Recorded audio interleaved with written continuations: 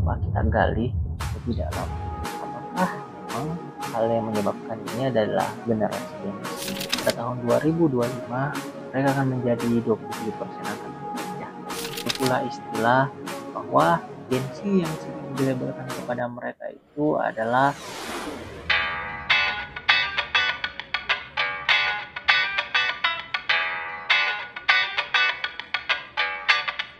halo kawan semua, kembali lagi bersama saya Bagus WS di channel YouTube Bagus WS.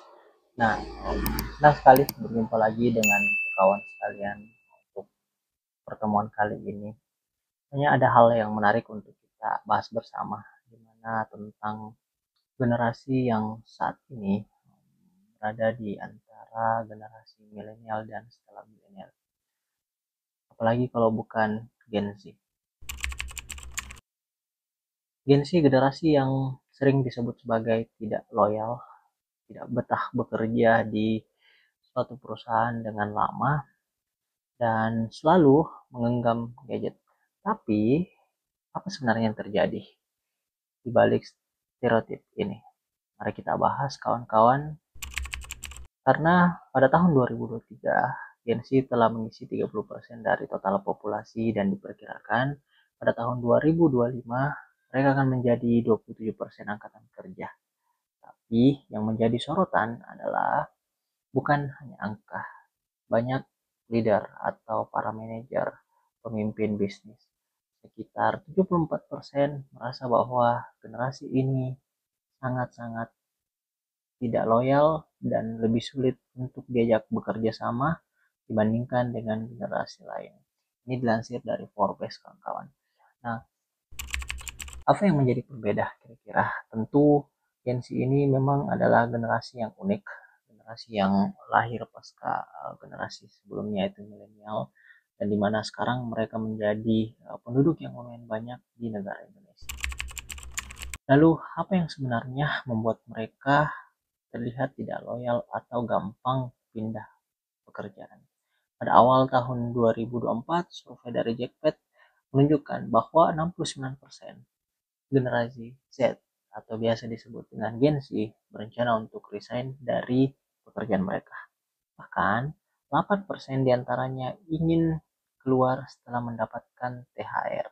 Ini survei Jackpot dilansir atau dikeluarkan pada tahun ini juga, yaitu 2024. Nah, mungkin bagi kita semua angka-angka ini hanyalah sebuah angka, kawan-kawan. Tapi angka ini terlihat mengkhawatirkan. Tapi coba kita gali lebih dalam. Apakah memang hal yang menyebabkan ini adalah generasi Gen Z sendiri, atau bisa saja adalah lingkungan kerja? Dengan mengapa begitu banyak dari mereka memilih untuk tidak bertahan lama di suatu tempat. Namun di lain sisi, fakta menarik bahwa dilansir dari McKinsey & Company, Gen Z justru lebih peduli pada keamanan pekerjaan dan perkembangan karir dibandingkan generasi sebelumnya. Mereka lebih sering khawatir tentang masa depan pekerjaan mereka. Entah itu benar atau tidak, tapi ini yang dilansir oleh McKinsey & Company. Tidak hanya itu, ternyata pergeseran karir juga tampak jelas, dan mereka lebih tertarik dengan pekerjaan yang menjanjikan atau mereka bisa mendapatkan jenjang karir yang lebih tinggi dengan fleksibilitas seperti bekerja dari rumah atau menjadi freelancer dibandingkan pekerjaan kantoran tradisional yang dengan jam waktu yang sangat tetap. Mereka lebih suka fleksibilitas, kawan-kawan. Nah, mereka sebenarnya tidak malas. Kalau kita lihat dari produktivitas, mereka hanya mencari kebebasan untuk menyimbangkan pekerjaan dan kehidupan pribadi. Mereka selalu membangun pola pikir bahwa work-life balance itu sangat penting. Namun, di tengah perubahan ini muncul pula istilah bahwa Gen Z yang sering dilabelkan kepada mereka itu adalah sebuah istilah yang mengacu pada sensitivitas dan kesulitan mereka dalam beradaptasi dan kerja. Ini dilansir oleh rri.co.id. Kritik ini mungkin datang dari ketidakpahaman karena menurut riset yang dilansir Kumparan, Gen Z justru sering khawatir soal keamanan pekerjaan mereka. Dan kata kuncinya adalah mereka memang sangat mengejar karir yang bisa dibilang ingin cepat sampai pada karir leader yang mungkin top manajemen. Perasaan mereka terhadap ketidakpastian inilah yang kadang membuat mereka tampak tidak stabil atau sensitif. Ini kata kumparan kawan-kawan. Nah, dan tentu saja kita tidak bisa melupakan satu hal yang diasosiasikan dengan Gen Z, yaitu adalah gadget. Mungkin mereka hidup dan lahir dengan gadget, atau smartphone, atau Android, atau banyak produk-produk digital yang mereka sangat akrab dengan itu. Mereka seringkali disebut sangat tergantung sekali dengan teknologi, terutama smartphone. Tapi ini tidak bisa disalahkan juga karena mereka memang lahir dan hidup dengan teknologi yang sudah semaju seperti ini. Tapi coba kita lihat dari sisi positif atau sisi lainnya. Di era digital ini, gadget adalah alat produktivitas yang paling utama bagi Gen Z. Gadget bukan sekedar hiburan untuk bermain media sosial, tapi alat untuk bekerja, belajar, dan berkembang selama memang digunakan dengan baik untuk kepentingan produktivitas dari pekerjaan mereka.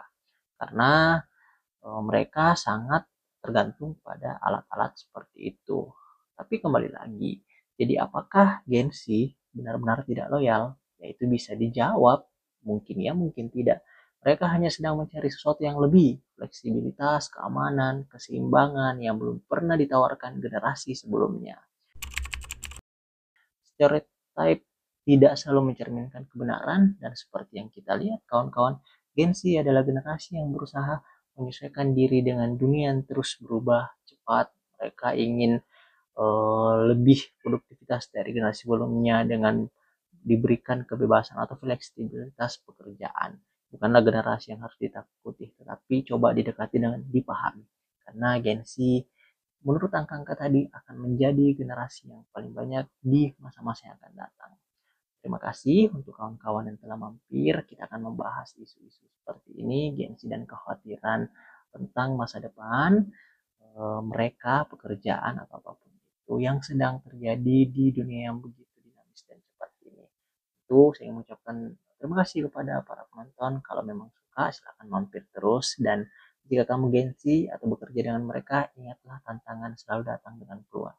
Sampai jumpa di video berikutnya, dan tentu jangan lupa untuk mendalami tentang lebih jauh dengan dunia kerja generasi yang datang untuk mengembangkan perusahaan kawan-kawan atau bisnis kawan-kawan. Terima kasih, thank you, sampai jumpa di video selanjutnya. Terima kasih.